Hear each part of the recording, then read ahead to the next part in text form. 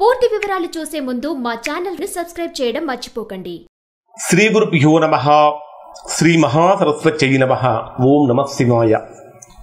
Narayana Sastry astrology channel వీక్షిస్తున్నటువంటి ప్రేక్షక మహాశీలకు స్వాగతం, సుస్వాగతం. ఈరోజు మనము 2025వ సంవత్సరం జూన్ 1వ తేదీ నుంచి 15వ తేదీ వరకు మిథున రాశిలో జన్మించినటువంటి వారి యొక్క రాశి ఫలితాలు ఏ విధంగా ఉన్నాయో తెలుసుకుందాం. ఈ రాశి ఫలితాలు విశ్లేషించే ముందు ప్రేక్షక మహాశయులకు చిన్న విజ్ఞప్తి ఏంటంటే, ఈ మధ్యకాలంలో రాశి ఫలితాలు అప్డేట్ చేయడానికి ప్రేక్షకులకు చాలా యాక్యురేట్ అంటే ఖచ్చితమైనటువంటి ప్రిడిక్షన్స్ అందించడం కోసం మేము చేసేటటువంటి శ్రమ చాలా ఎక్కువగా ఉంటుంది.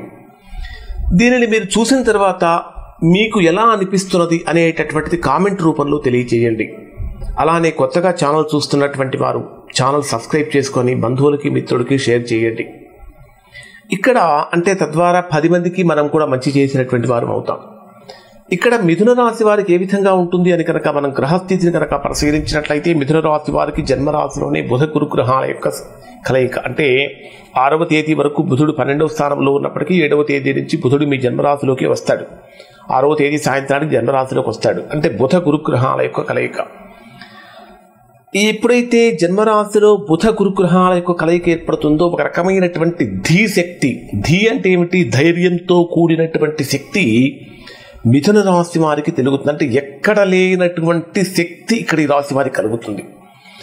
మాట్లాడేటటువంటి మాటలలో కూడా స్పష్టత పెరుగుతుంది. ఎక్కడా కూడా అంటే సందిగ్ధంగా సంశయంగా ఉండవు. ముక్కుసూటితనంతో చక్కగా మాట్లాడగలుగుతారు. సంభాషణ శైలి కూడా బ్రహ్మాండంగా మెరిసేటటువంటి విధంగా, ఎదుటివారిని ఆకట్టుకునేటటువంటి విధంగా ఉంటుంది. అన్నింటికంటే ప్రధానంగా మేధస్సు వికసిస్తుంది. అంటే వికసించినటువంటి మేధస్సుతో ఇక్కడ మిథున రాశి వారు అద్భుతమైన ఫలితాలు పొందుతారు.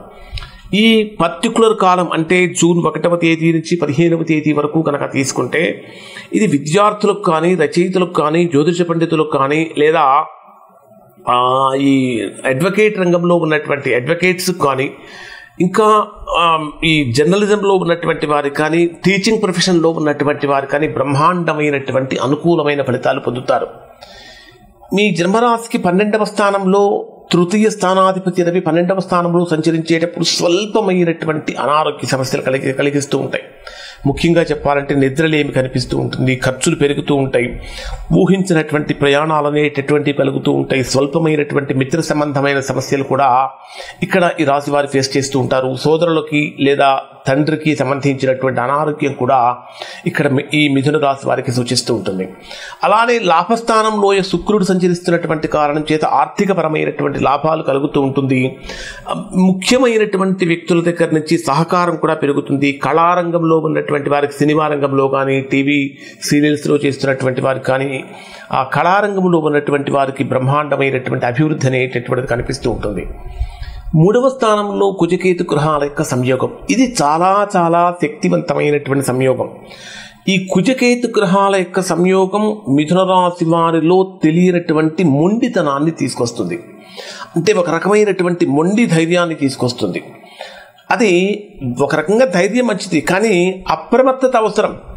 అంటే విపరీతమైనటువంటి ధైర్యం కూడా పనికిరాదు. కొన్ని సందర్భాలలో ఆలోచనతో కూడినటువంటి ధైర్యం అనేటటువంటిది ఇక్కడ మీకు మంచి చేస్తుంది, కానీ అనాలోచితమైనటువంటి ధైర్యం చెడు కలిగిస్తుంది. తృతీయ స్థానంలో సంచరించేటటువంటి కుజకేతు గ్రహాల యొక్క కలయిక అనాలోచితమైనటువంటి ధైర్యంగా, అంటే ఏదైతే అదైందనేటటువంటి తెగింపుతో చేసేటటువంటి పనుల్లో ప్రతికూలతలు కలుగుతాయి. కాబట్టి కొన్ని విషయాలను ఆలోచనతో కనుక, సాహసపూరితమైనటువంటి నిర్ణయాలు కనుక తీసుకొని కనుక వ్యవహరించినట్లయితే మంచి ఫలితాలు పొందుతారు. కానీ తాత్కాలికంగా కలహాలు అనేటటువంటివి మీరు వద్దనుకున్నా వస్తూనే ఉంటాయి. కలహాలంటే తగాదలు. మీరు వద్దనుకున్నా సరే మిత్రభేదాలు కానీ, సోదర విభేదాలు కానీ వద్దనుకున్నా సరే వస్తూనే ఉంటాయి. కాబట్టి కొద్దిగా జాగ్రత్తలు పాటించాలి. మీ జన్మరాశికి 9వ స్థానంలో భాగ్యస్థానంలో రాహువు యొక్క సంచారం. అంటే ఇది భాగ్య సందిగ్ధత. అంటే గురువులతోటి, పెద్దలతోటి, పెద్దవాళ్ళతోటి మీరు మీ యొక్క ప్రవర్తన కానీ, మీరు ప్రవర్తించేటటువంటి విధానం కానీ అత్యంత జాగ్రత్తగా సునిశ్చితంగా ఉండాలి, సున్నితంగా ఉండాలి. ఎందుకంటే ఏ మాత్రం చిన్న చిన్న పొరపాట్లు చేసినా ప్రతికూలతలు కలుగుతూ ఉంటాయి. ఇక్కడ మీకు 9వ స్థానంలో రాహువు యొక్క ప్రభావం ఉన్నప్పుడు సాధ్యమైనంత వరకు పుణ్యకార్యాలు చేయటం కోసం, ధర్మకార్యాలు విషయాలు చేయటం కోసం చేయటం చాలా మంచిది. అలా చేయటం వలన మీకు గొప్ప అభివృద్ధి అనేటటువంటిది కలుగుతూ ఉంటుంది. ముఖ్యంగా దశమ స్థానంలో శని ప్రభావం ఇప్పటి వరకు కనుక తీసుకుంటే అనేక రకాలుగా వృత్తి ఉద్యోగ వ్యాపారాల్లో విపరీతమైనటువంటి అస్థిరత్వంతో ఉన్నటువంటి వారికి ఉద్యోగాలలో స్థిరత్వం కలుగుతుంది. కానీ దశమ స్థానంలో సంచరించే శని క్రమశిక్షణ లోపానికి కారణమవుతాడు. డిసిప్లిన్ తగ్గుతుంది. ఎవరైతే ఇండిసిప్లిన్గా ఉంటారో అటువంటి వారికి ఉద్యోగపరమైన సమస్యలు అనేటటువంటివి ఖచ్చితంగా కలుగుతాయి అని చెప్పాలి.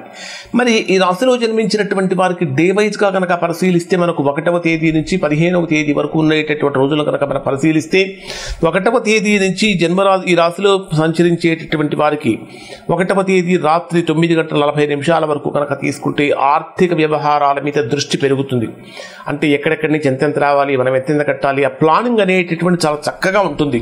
కుటుంబ సభ్యులతో ఏదైనా సమస్య వచ్చినప్పుడు సమన్వయం చేసుకుని అందరినీ కలుపుకొని పోవడం కోసం చేసే ప్రయత్నాలు ఫలిస్తాయి. కానీ ఎన్ని చెప్పినప్పటికీ కూడా ఇక్కడ మీ యొక్క మాటల విషయంలో చిత్తశుద్ధి చాలా అవసరం. అంటే మనం ఏదైతే చెప్తూ ఉంటామో దాన్ని ఖచ్చితంగా ఆచరించేటటువంటి విధంగా చేయాలి. అలానే 1వ తేదీ రాత్రి 9:40 నుంచి 4వ తేదీ ఉదయం 7:35 మధ్యలో ఉండేటటువంటి సమయాన్ని కనుక మనం పరిశీలించినట్లయితే ఇక్కడ మీకు కొన్ని చిన్న చిన్న ప్రయాణాలు కలుగుతూ ఉంటాయి. సాహసంతో కూడినటువంటి పనులతో విజయాలు అనేటటువంటివి కలుగుతూ ఉంటాయి. సోదరులతో సాధ్యమైనంత అభిప్రాయ భేదాలు రాకుండా చూసుకోవాలి. జూన్ 4వ తేదీ నుంచి 6వ తేదీ రాత్రి మధ్యలో ఉండేటటువంటి స్థానాన్ని కనుక పరిశీలిస్తే ఇల్లు, వాహనము, తల్లి ఆరోగ్యం మొదలైనటువంటి విషయాలు అత్యంత జాగ్రత్త అవసరం. కొన్ని మనస్తాపాన్ని కలిగించేటటువంటి సంఘటనలు, ఊహించినటువంటి ప్రతికూలతలు లేదా కయ్యానికి కాలు దువ్వేటటువంటి సందర్భాలు కనిపిస్తూ ఉంటాయి. కాబట్టి జాగ్రత్తలు పాటించండి. స్థిరాస్తుల విషయంలో శ్రద్ధ అవసరం. అంటే కొన్ని జాగ్రత్తలు పాటించకపోతే స్థిరాస్తులకు సంబంధించిన సమస్యలు కలుగుతూ ఉంటాయి. జూన్ 6వ తేదీ రాత్రి నుంచి 9వ తేదీ ఉదయం వరకు ఉండేటటువంటి సమయంలో బ్రహ్మాండమైనటువంటి అనుకూలత కలిగిస్తుంది. ప్రేమ వ్యవహారాలు చాలా అనుకూలంగా మారుతూ ఉంటాయి. విద్యార్థులకు విజయం కలుగుతూ ఉంటుంది. మానసికమైన ఉల్లాసం కూడా పెరుగుతూ ఉంటుంది. క్రియేటివిటీ పెరుగుతూ ఉంటుంది. సృజనాత్మకతోటి కొత్త కొత్త పనులు చేసి చక్కగా ఎదుటివారిని ఆకట్టుకుంటూ ఉంటారని చెప్పాలి. 9వ తేదీ నుంచి 11వ తేదీ వరకు ఉండే స్థానంలో అనారోగ్య సమస్యలు ఎక్కువగా వస్తూ ఉంటాయి. ఖర్చులు పెరుగుతూ ఉంటాయి.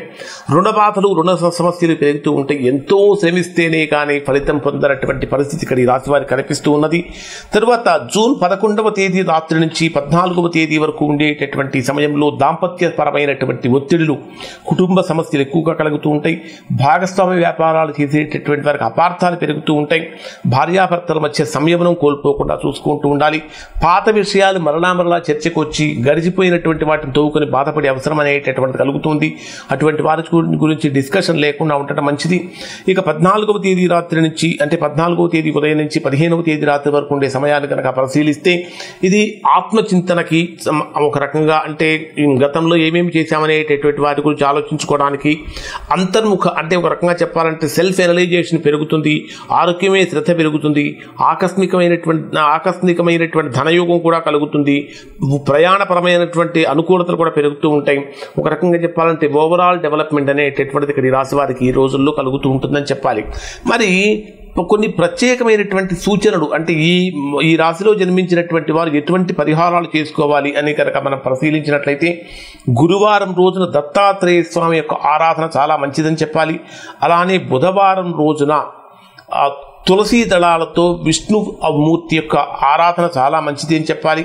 అలానే రాహు 9వ స్థానంలో సంచరించేటటువంటి రాహు యొక్క ఉపద్రవ నివారణ కోసం రాహు స్తోత్ర పారాయణ చేయడం అనేటటువంటిది కూడా చాలా మంచిది. ఇప్పుడు చెప్పినటువంటి ఫలితాలు దాదాపుగా అందరికీ వర్తిస్తాయి. ఎవరికైతే వర్తించడం లేదో, ఎవరైతే తీవ్రమైన ప్రతికూలతలు పొందుతున్నారో అటువంటి వారు ఖచ్చితంగా ఒకసారి మీరు మీ వ్యక్తిగత జాతకాన్ని విశ్లేషణ చేయించుకొని దోషం ఎక్కడుందో తెలుసుకుని దోష నివారణ చేయించుకుంటే సత్ఫలితాన్ని పొందుతారు.